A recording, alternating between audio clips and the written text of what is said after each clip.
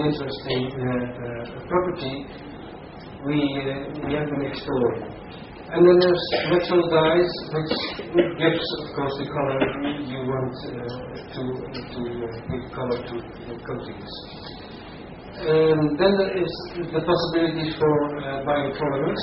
Rubber is a natural biopolymer, of course, but there's also thermoplastic starch and cellulose derivatives that are plastics that can be produced in building. But also polyesters that you can make from biomass. You can ferment biomass into these monomers, which can be polymerized. That's the polylactic acid.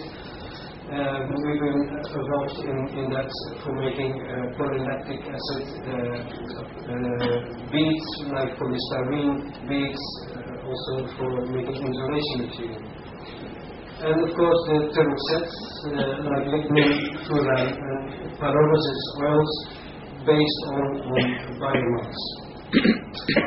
In composites, you can think of fiber reinforcements, fiber as a filler material, but also biopolymers as a latex material. And then there's paper pulp products.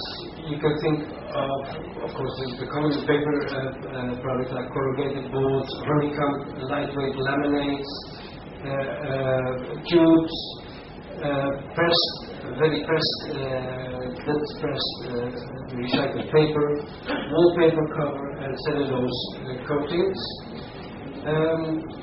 Here you have an example of this paper tube construction. This was an exhibition in Hanover where a Japanese architect was making this construction. This is the way they make the links. This is very lightweight, but it's biodegradable, and that was not in this case. But you can also think of protecting those type of constructions. A similar thing was made from bamboo. In Colombia, there was a whole church made from bamboo poles. These are complete bamboo poles. He became famous with this type of constructions of bamboo poles. And of course, bamboo has a bad reputation because of it's the Portland timber. But there's more to be done with bamboo. Like here, we have these bamboo laminates. These are very strong constructions which can make new ways of using bamboo.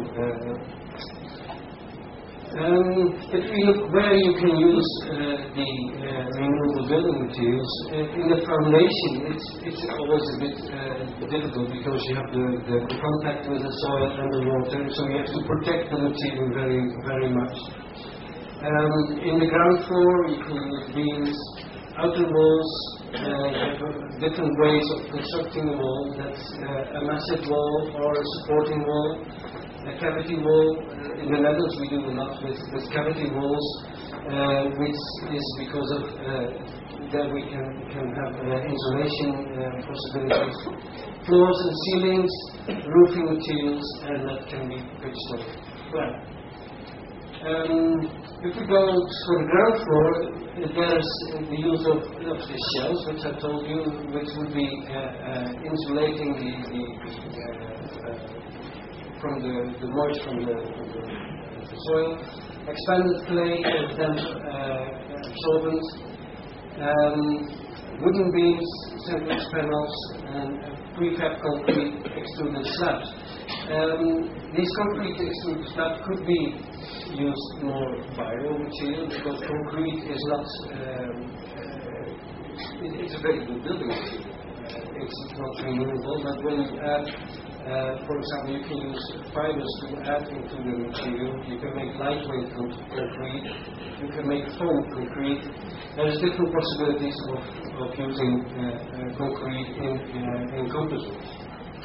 And there's outer walls, wood and wood composites, of course, shingles, rabat, profiles and boards, massive walls, straw bricks, usually combined with loam, and recycled bricks.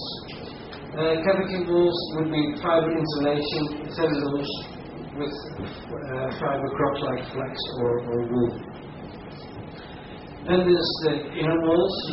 You don't have this high demand on the barrier properties.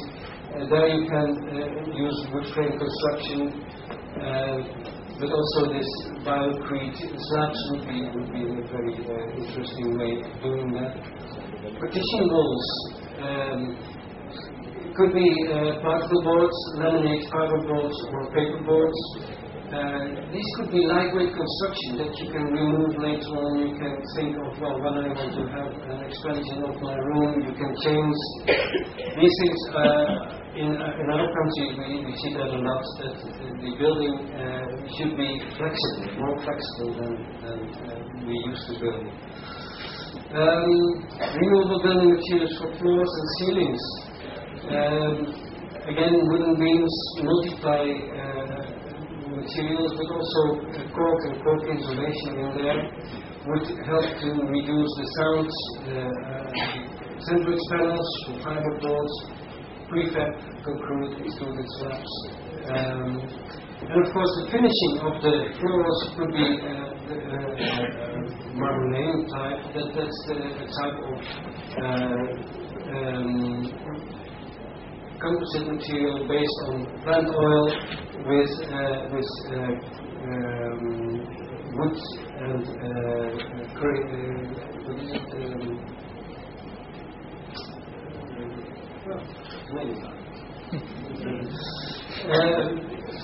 you can use wood and bamboo flooring as well to have cork as a wood cover. The roofing materials, that's another, there are two ways. You can have a pitched roof that could be attached fiberboard paneling. You can use shingles or photovoltaic cells, of course, which would make you the energy for your house. But also flat roofs, which would also give the possibility for green roofing, where you can grow some plants on your roof, which would then also give some cooling. There's possibilities to use lignin as a bitumen substitute. There's possibilities for cork as insulation there. Now I want to show you an example we have been working on in the Philippines on coconuts. Here you see large amounts of coconuts around, which are not used in many countries, especially in Indonesia and the Philippines. There is so much coconut industries for the oil, but not for this. These are the husks, and we have been developing a process which is very simple. We use the coconuts. We mill them and dry them, put them on a conveyor belt and press them in a hot press, and you make a very strong and very resistant material. And you use no glue, and that's the trick. You can use this outer whole husk to make this material because of the lignin that is in there. We have been demonstrating this in the Philippines, and currently there's in different countries they start up production. But of course, what is also needed is to design a building system. In Indonesia, this type of houses are being built on a location. They assemble the whole house and then they do it in a container and ship it to the place where they ordered the house. And this is something that is a way of building which is a bit typical, I would think, but you can order your house just as you want it. You want to design it, and of course you can do this with different type of building materials. Sustainable building would require a high-performance material, and it should compete for quality, comfort, and safety. It should not be a second-class building. And of course, you can think of designing ready-made construction. which would all need the same dimension.